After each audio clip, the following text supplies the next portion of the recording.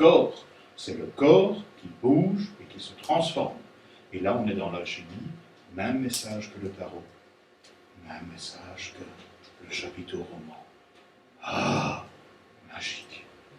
Nous avons donc 3 niveaux de lecture au chapiteau. Pour chaque carte du tarot, il y aura 3 niveaux. Dans notre séminaire, à partir d'après la pause, nous nous attaquerons au niveau 1. Le niveau 1, c'est la symbolique de l'époque, au service de la compréhension d'aujourd'hui. On ira chercher ce que sont les symboles médiévaux dans cette carte pour les faire parler au XXIe siècle. Autrement dit, comme je vous l'ai déjà expliqué maintes fois, le mât, c'est le pèlerin qui part à Saint-Jacques de Compostelle. Il en a tous les symboles et tous les attributs. Donc quand vous tirez le mât aujourd'hui, vous savez que vous partez en pèlerinage. Et du coup, vous allez pleurer, parce que partir en pèlerinage, c'est pas comique du tout. Au Moyen-Âge, c'est pas comme aujourd'hui.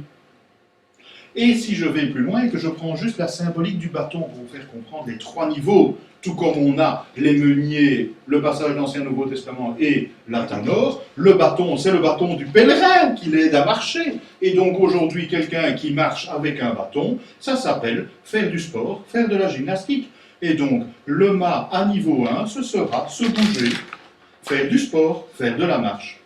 Ok ? Voyez comment je vais simplifier l'interprétation en me disant ce que je vois dans la symbolique. Je la remets dans le contexte de l'époque, et qu'est-ce que ce contexte peut faire pour moi aujourd'hui qui fait un tirage. Et donc, un bâton, c'est un support pour marcher. Ça vous va pour le mât? Ça, c'est le mât niveau 1.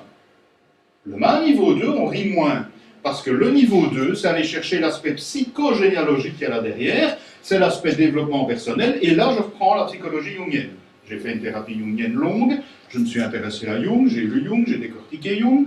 Jung utilisait le tarot au même titre que le Yiking dans ses séances de psychiatrie, et donc pour lui, le tarot, tout comme le Yiking, fait rendre conscience qu'il y a dans l'inconscient. Un refrain que vous m'avez déjà entendu dire et que vous avez vu sur le site.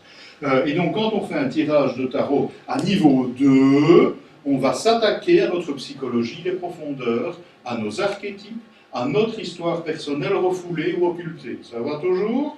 Constatez que du coup le ton devient nettement moins sympathique.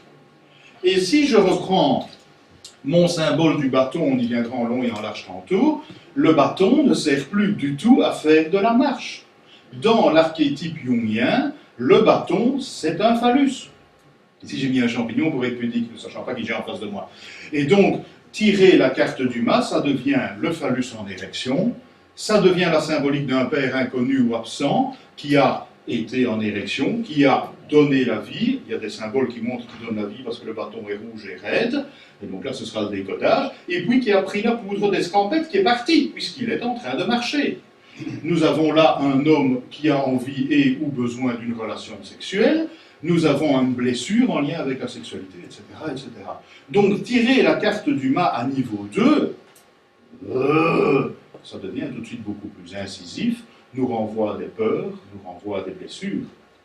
J'ai régulièrement en consultation des dames qui viennent « Ah, cette personne, je l'aime bien. » Une femme, 90% de femmes qui viennent en consultation. « Je suis amoureuse de lui, mais je ne sais pas ce qui me retient d'aller avec cette personne. » Elle tire le mât. « Avez-vous été abusé ?» Pouf!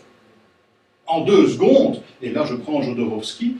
Jodorowsky prétend, et je rejoins cette conviction, que le tarot rend conscience qu'il y a dans l'inconscient, on rejoint Jung, et qu'on peut ressortir de notre inconscient quand on est prêt, quand on vient en consultation de tarot, à faire ressortir ce qui est au plus profond de nous comme étant la blessure, comme étant la peur, comme étant quelque chose qu'on ose se dire ou verbaliser. Peut-être que cette dame, je vous fais un exemple stéréotypé ici, peut-être que cette dame n'ose pas aller concrétiser quelque chose avec ce monsieur, parce que ça lui renvoie une blessure en lien avec la liste que vous avez là, par exemple. Et du coup, bien sûr, jeu, question, réponse, analyse d'autres cartes, on est bien d'accord que je vous l'ai fait ici de manière simple, caricaturée, mais pour vous faire comprendre, je sens que l'énergie entre vous change, ça promet pourtant tout. Quand on est au tarot à niveau 2, on va chercher, on va curer ce qu'il y a derrière. On est bien loin de « Allez, faites un petit peu de marche », ça c'est le niveau 1. À niveau 3, alors là, c'est la panique la plus complète, parce que si le niveau 2 vous a fait faire ça, niveau 3, il vous fait faire, oh là là, la tête. Là, on est dans le décodage de la spiritualité, de l'ésotérisme, de l'hermétisme, de l'occultisme. Quelle est la différence entre tous ces mots? J'ai mis une page de mon site qui vous explique tous ces mots, donc démerdez-vous, allez la voir. Le mât, c'est Anubis. C'est un passeur. Vous ne pouvez pas comprendre la carte du mât sans savoir ce qui se cache derrière Anubis.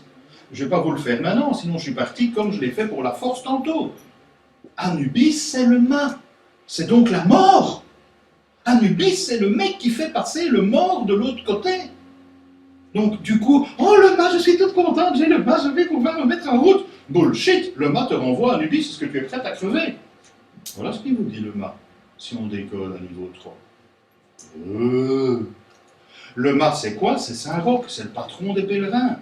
Je t'expliquerai tantôt celui-là parce qu'il faut bien le comprendre. Saint-Roch, c'est le patron des pèlerins qui partent à Saint-Jacques. Et donc, pour comprendre le mât, il faut connaître la légende de Saint-Roch.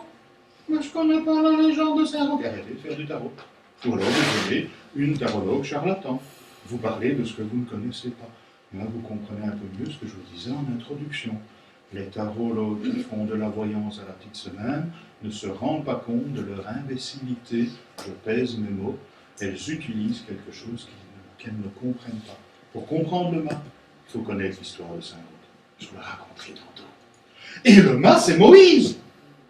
Moïse qui, avec son bâton, ouvre la mer Rouge. Le mât qui ouvre l'eau d'un coup de bâton. Mais alors Moïse, c'est un leader politique, Moïse, il ne faut quand même pas l'oublier. C'est pas que l'archétype du père et du patriarche, c'est un leader politique, hein. Il a dit à son peuple, et on en a marre d'être ici en Égypte, nous autres, hein, on est traités comme esclaves. Allez, venez, moi je vous amène ailleurs, ça ira mieux ailleurs. Et il est parvenu à avoir tous les gens qui le suivent. C'est un leader politique charismatique. Waouh, si j'ai le mât, je vais devenir un leader. Ah oui, c'est le mât évoque aussi l'affirmation de soi. Mais pour comprendre cette symbolique, il faut savoir ce qui se cache derrière Moïse. C'est une histoire de bâton. Ici, j'ai juste pris le bâton. Vous imaginez, quand vous faites une étude complète, il y a le bâton, il y a le chien, il y a la feuille verte, il y a les grelots, il y a la cuillère, il y a le baluchon, il y a le chapeau, il y a le regard, il y a l'inclinaison du bâton qui est pile de 30 degrés. Si vous faites l'axe de la carte, on est pile à 30 degrés. 30 degrés, c'est un 12e du zodiaque. On a donc le fait que dans le tarot, on retrouve une symbolique en lien avec le zodiaque, etc. etc. Et là, c'est un gouffre sans fond.